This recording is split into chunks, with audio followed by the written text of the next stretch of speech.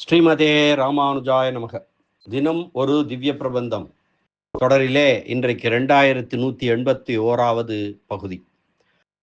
திருமங்கையாழ்வார் அருளிய திருநெடுந்தாண்டகத்தை அனுபவித்து வருகிறோம். அதிலே 3வது தசகத்தின் 2வது பாடல் இன்றைய அனுபவத்திற்கு எடுத்துக்கொள்ளப்படுகிறது. அதாவது திருநெடுந்தாண்டகத்தின் 22ஆம் பாசுரம். முன் பாட்டில் அவரை நாம் தேவர் என்று அஞ்சினோம் என்று நீர்மையுடைய அவரை மேன்மையுடையவர் என்று நினைத்து விட்டோமே தோழி என்றாள் பரகால நாயகி தோழியிடம். நீ அவனை பிரிந்தாயானால் அவன் உன்னோடு கூடியிருந்த போது நடந்த செய்தியை சொல்லுவாய் என்று தோழி கேட்க, அவர் என்னை வசப்படுத்தியும் என்னோடு கூடியிருந்தபடியும் இதுவன்றோ என்று சொல்லுகிறாள் இந்த பாட்டிலே. தன்னுடைய அழகையும் நேர்மை குணங்களையும் காட்டின பின்பும் இவள் மயங்காததினாலே எம்பெருமான் தன்னுடைய அழகையும் நேர்மை குணங்களையும் நீர்மை குணங்களையும் காட்டின பின்பும் இவள் மயங்காததினாலே அவளை விட்டு விலக வேண்டியதுதானோ என்று நினைத்தான். ஆனால் அவனுடைய திருவடிகள் நகரவில்லை. என்றும் எவரிடமும் எதையும் எதிர்பாராதவன் எப்போதும் எதையாவது எதிர்பார்த்து கொண்டே இருக்கும் ஜீவாத்மாவை விட்டு பிரிய முடியாமல் நின்றான் என்று சொன்னதற்கு காரணம் என்ன என்றால், இந்த ஜீவாத்மாவை இவன் உடையவனாயிருக்கையே அதற்கு காரணம். உடைமை பிரிந்தால் அதனால் ஏற்படும் நஷ்டமும் கிடைத்தால் பெரும் லாபமும் உடையவனுக்குத்தானே. மேலும் நாயகியை விட்டு பிரிய முடியாதபடி அவளிடம் காதல் கொண்டவனாகவும் இருக்கிறான். நம்முடைய அழகை காட்டி இவளை திருத்த முடியாமல் திரும்பினோம் என்றால் நமக்கு எல்லாமாயிருக்கும் நம் அழகில் ஈடுபடுவதற்கு வேற ஆள் கிடைக்காது என்ற அபிமானத்தாலும் இவளை விட்டு பிரிய முடியாதவனாய் இருந்தான். உயர்ந்த ராஜகுலத்திலே பிறந்த ஒரு ராஜகுமாரியிடம் உயர்ந்த ராஜகுலத்தில் பிறந்த ஒரு ராஜகுமாரன் சென்று அவனுடைய அழகில் அவள் ஈடுபடாமல் திரும்பிவிட்டான் என்றால் வேறு எவரும் ஈடுபட மாட்டார்கள் அல்லவோ? அது உலக இயற்கை தானே. ஜீவாத்மாவுக்கு தன்னிடம் ஈடுபாட்டை விளைவிப்பது முதல் தன்னை அடையச் செய்வது வரையில் அனைத்தையும் நடத்தி வைக்கக்கூடியது தன் அழகல்லவோ என்று நினைத்திருக்கிறான் எம்பெருமான். அது பயனற்று போனாலும் ஜீவனிடம் பரமாத்மாவுக்குள்ள அபிமானம் அவனை பிரிந்து செல்ல ஒட்டாது. தனக்கு இனிய காதலியாகையாலே பரகால நாயகி தனக்கு இனிய காதலியாகையாலே அவளிடம் தன் பலத்தை காட்டி அவளை ஆட்கொள்வது கூடாதாகையாலே அவளை தானே பலாத்காரமாக அணைக்க இயலாதவனானான். நாயகியின் இசைவில்லாமல் நாயகன் அவளை அணைக்க பார்ப்பது சுவையுடையது அல்லவே. நம்முடைய அழகாலும் குணங்களாலும் இவளை வசப்படுத்த முடியவில்லை. நம்முடைய பலத்தை கொண்டு வசப்படுத்துவது சுவை இல்லாததாயிருக்கிறது. பின் இவளை எப்படித்தான் வசப்படுத்துவது என்று ஆலோசித்தான் எம்பெருமான். முன்பு கண்ணனாயிருந்த போது திருவாய்ப்பாடியில் பெண்கள் தன் குழலோசையில் ஈடுபட்டதை கண்டவனாகையாலே தன்னுடைய குழல் ஒலியாலே இவளை வசப்படுத்தலாம் என்று நிர்ணயித்து நைவளம் என்னும் ஒரு பண்ணை பாடினான் அவன் தலைவன். அனுமன் சீதா பிராட்டியிடம் பேசுவதற்கு பல வகையாக சிந்தித்தது போல இவளிடம் போது பேசலாமா, பேசினால் என்ன பேசுவது, பேசினால் என்ன மொழியில் பேசுவது, எப்படி பேசுவது, முதலில் எதை பேசுவது என்றெல்லாம் பல வகையாக சிந்தித்தான் அனுமன். அதுபோல இவனும் இத்தலைமகளை ஈடுபடுத்த பலவாறு எண்ணத் தொடங்கினான். நாம் வேட்டைக்காக இவள் தனியே இருக்கும் இடத்திற்கு வந்தோமாகையாலே பாடுகிறவன் யார் என்று கேட்டு தடுப்பதற்கு ஆளில்லை. இவளை ஈடுபடுத்துவதற்கு இதுவே வழி என்று ஒரு ராகத்தை பாடினான். அதிலே ஈடுபட்டு மேல் விழுந்து அவனோடு கலந்தேன், இதுவே நடந்தது என்கிறாள் பரகால நாயகி தோழியிடம். வேட்டைக்காக வந்தவர்கள் களைப்பு தீர்வதற்காக ஒரு மரத்தின் நிழலே ஒதுங்குவதும், முகத்திலே நீரை அடித்து கொண்டு களைப்பு தீரப் பெறுவதும், வாயிலே கற்பூரக் கட்டியை இட்டுக்கொண்டு தாகம் தீரப் பெறுவதும், சோர்வு நீங்குவதற்காக ஒரு ராகத்தை பாடுவதும் வழக்கம்தானே. அந்த முறையிலே இவன் ஒரு ராகத்தை பாடினான் என்கிறார் இப்பாட்டில் பெரியவாச்சான் பிள்ளை. பாசுரத்தை பார்க்கலாம். நைவளம் ஒன்று ஆராயா நம்மை நோக்கா நாணினார் போல் இறையே நயங்கள் பின்னும் செய்வ அளவில் என் மனமும் கண்ணும் ஓடி எம்பெருமான் திருவடியை கீழ் அணைய இப்பால் கைவளையும் மேகலையும் காணேன். கண்டேன் கண மகர குலை இரண்டும் 4 தோளும் எவ்வளவு உண்டு எம்பெருமான் கோயில் என்றேற்கு இதுவன்றோ எழில் ஆலி என்றார் தாமே. நைவளம் ஒன்று ஆராயா நம்மை நோக்கா நாணினார் போல் இறையே நயங்கள் பின்னும் செய்வளவில் என் மனமும் கண்ணும் ஓடி எம்பெருமான் திருவடியை கீழ் அணைய இப்பால் கைவளையும் மேகலையும் காணேன். கண்டேன் கண மகர குலை இரண்டும் 4 தோளும் எவ்வளவு உண்டு எம்பெருமான் கோயில் என்றேற்கு இதுவன்றோ எழிலாளி என்றார் தாமே. இனி இந்த பாசுரத்திற்கான பதவுரை பார்க்கலாம். நைவளம் ஒன்று ஆராயா நம்மை நோக்கா நாணினார் போல் இறையே.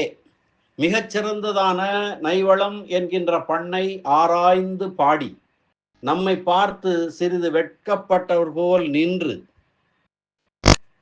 பின்னும் நயங்கள் செய்வளவில் அதற்கு பிறகும் நயமான வார்த்தைகளை இட்டு பண்ணிலே பாடின அளவிலே என் மனமும் கண்ணும் ஓடி எம்பெருமான் திருவடி கீழ் அணைய எனது நெஞ்சும் கண்களும் என்னை விட்டு ஓடிச் சென்று அப்பெருமானது திருவடிகளின் கீழே பொருந்த இப்பால் கைவளையும் மேகலையும் காணேன். அதன்பின் என் கையில் அணிந்திருந்த வளைகளையும் அறையில் பொருந்திய புடவையையும் காணமாட்டாமல் இழந்தேன்.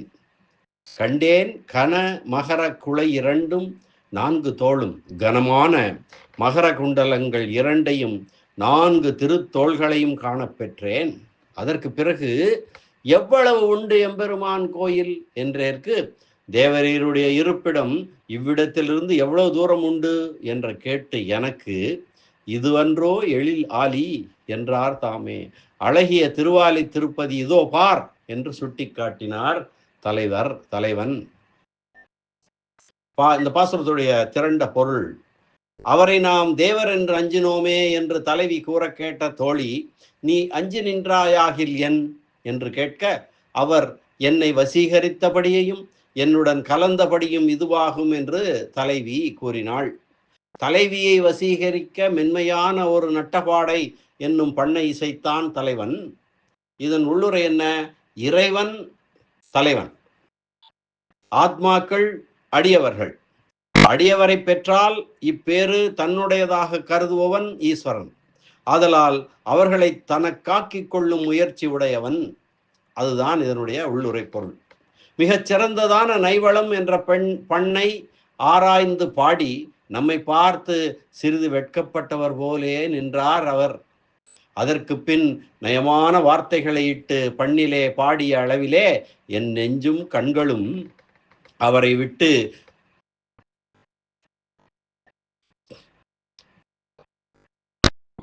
அதற்கு பின் நயமான வார்த்தைகளை இட்டு பண்ணிலே பாடிய அளவிலே என் நெஞ்சும் கண்களும் என்னை விட்டு ஓடிச் சென்று அப்பெருமானின் திருவடிகளின் கீழே பொருந்தின. அதன் பின் பார்த்தால் என் கைகளில் அணிந்திருந்த வளைகளையும் காணோம், அறையில் பொருந்திய புடவையையும் காணோம், மகர குண்டலங்கள் 2ஐயும் 4 திருத்தோள்களையும் காணப்பெற்றேன் நான். அதற்கு பிறகு தேவரீரின் இருப்பிடம் எவ்வளவு தூரம் என்று கேட்டேன் அவரிடம். அழகிய திருவாலி திருப்பதி இதோ உள்ளது என்று காட்டி நின்றார். இந்த பாசுரத்திற்கான உள்ளுரை: சொரூப ஞானம் பிறக்கும் போது அதற்கு விரோதிகளான நான், எனது என்கின்ற அகங்காரம், மமகாரம் நீங்குவது போலே கைவளையும் மேகலையும் நீங்கின. பிரிவினால் வளை கழலும். ஏனென்றால் பிரிவினால் உடம்பு மெலியும், கைகள் மெலியும், வளை அப்படியே கழலும். வளை போயிற்று என்று சொல்கிறாரே எப்படி என்றால், கலவியால் அவனுடன் எம்பெருமானுடன் தலைவனுடன் கலந்ததனால் பூரித்து வெடித்து போயிற்று என்று உரை கூறுகிறார்கள். நைவளம் நட்டபாடை நாட்டக்குறிஞ்சி என்ற ராகம் கேட்டவரையும் பாடினாரையும் உருக்கும்படியான பண் இதுவாகும். இனி இந்த பாசுரத்திற்கான வியாக்கியான சக்கரவர்த்தி பெரியவாச்சான் பிள்ளையின் உரை விவரணம். நைவளம் நட்டபாடை நாட்டக்குறிஞ்சி என்னும் ராகமே நைவிக்கும் தன்மையை இட்டு இங்கு நைவளம் எனப்படுகிறது. நைவளம் என்ற பெயரில் இருந்து இதை கேட்டவர்களோடு பாடினவர்களோடு வேற்றுமை இல்லாமல் அனைவரையும் நைவிக்கும்படியான வளத்தை, அதாவது அழகை உடையது என்னும் பொருள் கிடைக்கிறது. அப்படிப்பட்ட பண்ணை பாடினான் தலைமகன். நுடங்கு கேள்வி இசை என்று நம்மாழ்வாரும் இந்த இசையை கேட்டவர்கள் அதற்கு வசப்படுவார்கள் என்று அருளியிருக்கிறதை காணலாம். ஒன்று ஒன்று ஒப்பற்றது, மற்ற ராகங்களை காட்டிலும் பிறரை வசப்படுத்துவதில் வல்லதாயிருப்பதும், இதற்கு வசப்படாவிட்டால் வசப்படுத்துவதற்கு வேறு வழியில்லாமல் இருப்பதும் நோக்கி ஒப்பற்றது எனப்படுகிறது. அடியவனாயிருக்கும் ஜீவன் தலைவனான பரமனை பெற நினைக்கும் போது கர்மயோக ஞானயோகங்களாலே அடைய முடியாத அவனை பக்தி யோகத்தாலே அடையலாம். அந்த பக்தியாலும் அடைய முடியாத போது அவனையே தஞ்சமாக கொள்கிற பிரபத்தியாலே அவனை அடையலாம். அதுவும் பலிக்காவிட்டால் வேறு வழி இல்லை அல்லவா? இப்படி அடியவன் தலைவனை பெறுவதற்கு பிரபத்தி ஒழிய வேறு வழியில்லாமல் இருப்பது போல தலைமகனான பரமாத்மா தலைமகளான ஜீவாத்மாவை பெறுவதற்கு கடைசி உபாயமான இந்த நைவளம் என்னும் பண்ணை கை கொண்டான் என்கிறார். ஆராயா ஆலாபனை செய்ய தொடங்கினான். நம்மை நோக்கா ராகத்தை ஆலாபனை செய்தவுடன் தானே அதற்கு வசப்பட்டு தன்னை மறந்தான். இனி இவளும் இதற்கு வசப்படாமல் இருக்க முடியாது என்று என் முகத்தை பார்த்தான். வைரத்தையே உருக்கக்கூடியது அரக்கை உருக்கும் என்று சொல்லவும் வேண்டுமோ என்று நினைத்தான் தலைமகன். அதாவது ஆண்மையுடைய நம்மையே ஈடுபடுத்திய இப்பண் மென்மை மிக்க பெண்மையுடைய இவளை ஈடுபடுத்தாமல் இருக்க முடியாது என்று என் முகத்தை பார்த்தான். நம்மை என்று தன்னையே பன்மையில் சொல்லிக் கொள்கிறாள் தலைவி. நாணினார் போல் இறையே, சிறிது வெட்கமுற்றவர் போலே. அவர் என் முகத்தை பார்த்தவுடன் அவர் பாடின ராகத்திலே என் நெஞ்சு அழிந்திருந்த போதிலும் நான் அவருடைய பாட்டுக்கு வசப்பட்டது அவருக்கு தெரியாதபடி பொறிக்கு மேலே வெள்ளப்பாகை பூசுவது போல ஈடுபாடு இல்லாதவள் போல் இருந்தேன். அதனை கண்டு அவருக்கு வெட்கம் உண்டாயிற்று. இவளை வசப்படுத்துவதற்கு கடைசி உபாயமான நைவளத்தை பாடினோம், அதுவும் பயனற்று போய்விட்டதே என்று நாணம் அடையத் தொடங்கினார். முழுவதும் நாணம் அடைந்து விட்டால் மேலே செயல்பட முடியாதல்லவா? ஆகையாலே நாணினது போல நடித்தார் என்கிறாள். அதாவது வெட்கமுற்றவர் போல் தோற்றுவதற்காக நேரே என் முகம் பார்க்காமல் சோலையை பார்ப்பது, அந்த பக்கம் பார்ப்பது, இந்த பக்கம் பார்ப்பது ஆகியவற்றை செய்தார் என்கிறாள் பரகால நாயகி. அழுவன் தொழுவன் ஆடிக்காண்பன் பாடி அலற்றுவன் தழுவல் வினையால் பக்கம் நோக்கி நாணிக்கவிழ்ந்திருப்பன் என்று திருவாய்மொழியிலே நம்மாழ்வார் கூறியபடி அடியவர்கள் தன்னை பெறுவதற்கு பட்ட பாட்டையெல்லாம் நாயகியை பெறுவதற்கு தான் பட்டான் என்பது கருத்து. அழுவன் தொழுவன் ஆடிக்காண்பன் பாடி அலற்றுவன் தழுவல் வினையால் பக்கம் நோக்கி நாணிக்கவிழ்ந்திருப்பனவன் என்கிறார். பின்னும் நயங்கள் செய்வளவில், அதற்கு பிறகும் தாழ்ச்சியை தெரிவிக்கும் பேச்சுக்களை பண்ணிலே இட்டு பாடிய அளவிலே நயங்கள் பின்னும் சரணமடையும் அடியவன் பரமபுருஷன் ரட்சிப்பான் என்னும் மகா விசுவாசத்துடன் இருக்க வேண்டும். தான் செய்த பிரபத்தி பலிக்காவிட்டாலும் வேறொரு வழியை தேடி போகக்கூடாது. அதுபோல இவனும் தான் ராகத்திலே இட்டு பாடியது பலிக்காத போது மேலும் அதையே பாடினான் என்பது கருத்து. நயங்கள், அந்த இசையிலே வைத்து பாடிய தாழ்ச்சி பேச்சுக்களுக்கு ஒரு எண்ணிக்கையே இல்லை என்பதை நயங்கள் என்கின்ற பன்மை காட்டுகிறது. ஆராயா நம்மை நோக்கா நாணினார் போல் இறையே நயங்கள் பின்னும் என்று அவன் செய்த சுவையான செயல்களை நீயும் கூடியிருந்து காணப்பெறவில்லையே என்று தோழியை நோக்கி சொல்லுகிறாள் பரகால நாயகி. செய்வளவில், அந்த பாட்டை பாடின அளவில் என் மனமும் கண்ணும் ஓடி என்னுடைய அபிமானம் எல்லாம் அழிந்து போயிற்று என்கிறாள் நாயகி. அவனிடமுள்ள அன்பை அலட்சிய போக்காகிற பாவனையாலே அடக்கி கொண்டிருந்தேன், என்னால் அடக்க முடியவில்லை. அது கடல் உடைந்தது போல உடைந்தது என்கிறாள். பொதுவாக கண்ணால் கண்ட பொருளையே நெஞ்சு நினைக்கும், அந்த முறை கொலைந்தது என்கிறாள். நெஞ்சம் தனியே போயிற்று, கண்ணும் தனியே போயிற்று என்கிறாள். ரிஷிகேஷங்களான ரிஷி ரிஷி ரிஷிகங்களான இந்திரியங்களுக்கு ஈசனான ரிஷிகேஷன் என்று சொல்வோம். அவனை காணும் அளவன்றோ ஜீவனுக்கு இந்திரியங்களோடு தொடர்பு. ஜீவாத்மா இந்திரியங்களை நியமிப்பவனாயிருப்பது கர்மத்தால் விளைந்ததாகையாலே செயற்கையானதல்லவோ. அதனாலே இயற்கையான உறவை உடையவனான அவனை கண்டவுடன் கண்ணும் மனமும் அவனை நோக்கி ஓடின என்பது கருத்து. ஓடி மனமும் கண்ணும் ஒன்றையொன்று பார்க்காமல் ஓடின, என்னையும் பாராமல் ஓடின என்கிறாள் பரகால நாயகி. எம்பெருமான் திருவடி கீழ் அணைய இயற்கை உறவினனான அவனிடம் போய் புகுந்தன கண்ணும் மனமும். என் கண்ணும் மனமும் ஓடி எம்பெருமான் திருவடி கீழ் சென்று அணைந்தது. எம்பெருமான் தன் குரலோசையாலே என்னை அடிமைப்படுத்தி கொண்டவன். திருவடி கீழ் அணைய அவன் நினைத்த அளவுக்கு மேலேயே என்னுடைய கட்டுப்பாடு அழிந்து விட்டது என்கிறாள். அவன் என் ஸ்தனங்களை தன் மார்பிலே அழுத்தி தழுவிக்கொள்ள நினைத்திருந்தான். நான் அவனுடைய காலை தலையிலே வைத்து கொண்டேன் என்கிறாள். தானான தன்மையில் அடங்கி இருக்கும் போது தளிர் புறையும் திருவடி என் தலைமேலவே என்று அருளியது போலவே நாயகி பாவத்தில் பெண்மை அழியும் போதும் திருவடி கீழ் அணைய என்கிறார் திருமங்கையாழ்வார். இப்பால் என்னை வந்து நெருங்குவதற்கு நைவளம் பாடுவது, என்னை நோக்குவது முதலான செயல்களை செய்ததை சொன்னேன். கலந்த போது அவன் பண்ணின செயல்களை சொல்ல போனால் அது ஒரு மகாபாரதமாக விரியும். அதை முறையாக பேசுவதற்கு தேவையான தெளிவு இல்லாமையாலே இப்போது பேச இயலாது. அதை பேச புகுந்தால் ஸ்ரீ ராமாயணத்தில் பிராட்டியனுடைய கதையை சொன்னது போலே சொல்ல வேண்டி வரும். இப்பால் என்று அவன் என்னோடு கலந்த கதையின் தொடக்க உரையை சொன்னேன். இனிமேல் அதன் விளைவாக எனக்கு நேர்ந்த நிலைகளை கேளுங்கள் கேள் தோழி என்கிறாள். கைவளையும் மேகலையும் காணேன் கண்டேன்.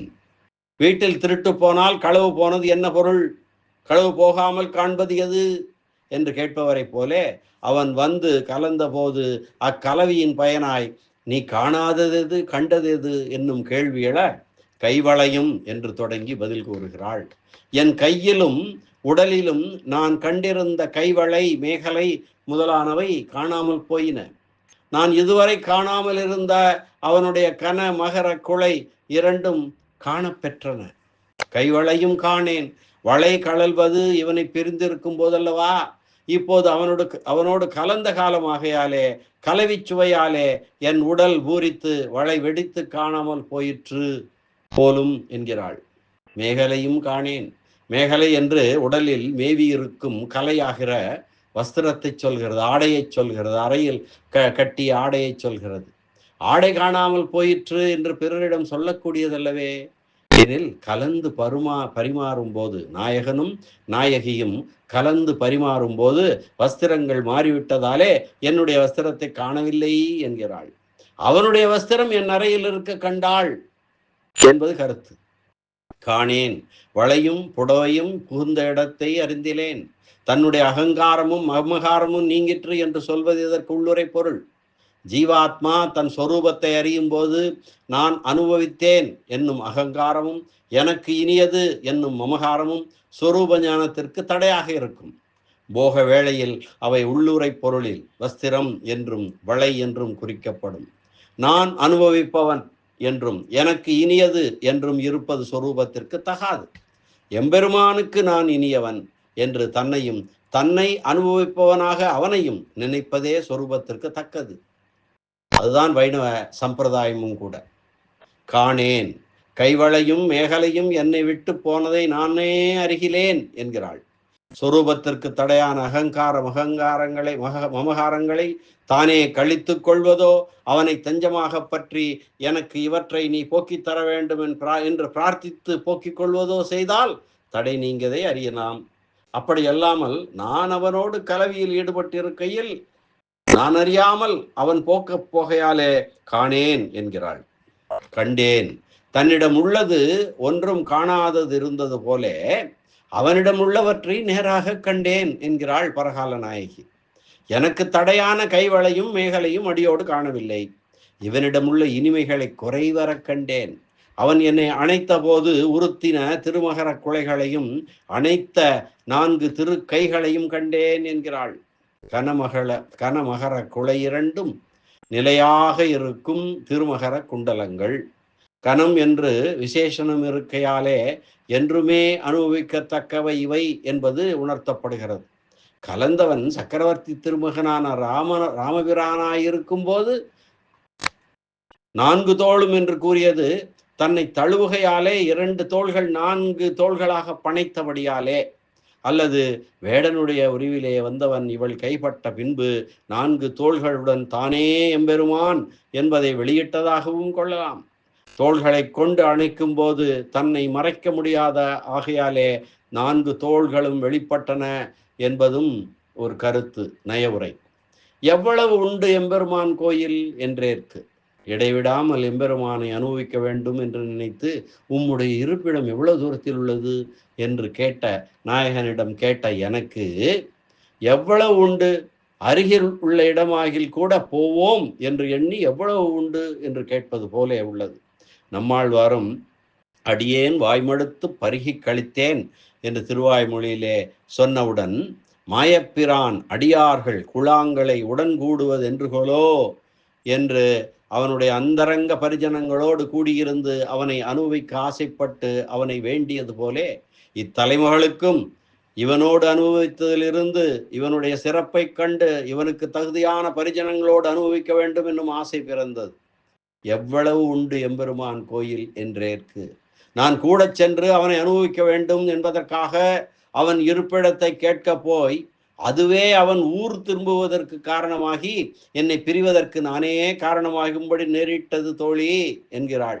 எவ்வளவு உண்டு எம்பெருமான் கோயில் என்றேற்கு, இது அன்றோ எழில் ஆலி என்றார்.